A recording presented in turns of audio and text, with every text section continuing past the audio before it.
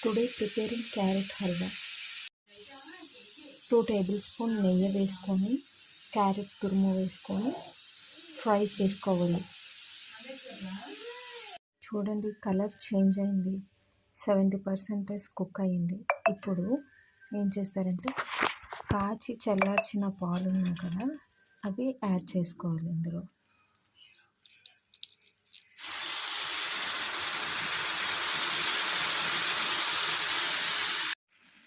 పాలు యాడ్ చేసిన తర్వాత బాగా చిక్కగా దగ్గరికి అయిపోయినంత వరకు అలాగా కాసేపు కుక్ చేయాలి. పాలంతా దగ్గరగా అయిపోయింది చూడండి. ఇప్పుడు మనం ఇందులో షుగర్ యాడ్ చేసుకోవాలి. మీ టేస్ట్కి సరిపడేంత షుగర్ యాడ్ చేసుకోండి. కొంతమంది ఎక్కువ తింటారు, కొంతమంది తక్కువ తింటారు. క్యారెట్లో ఆల్రెడీ స్వీట్ ఉంటుంది కాబట్టి కొంచెం తక్కువగానే యాడ్ చేసుకోండి.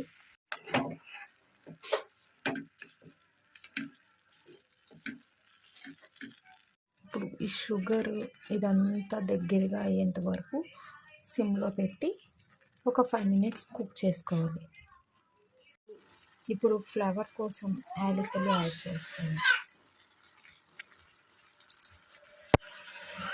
చూడండి, షుగర్ అంతా మెల్ట్ అయిపోయి చక్కగా రెడీ అయిపోయింది.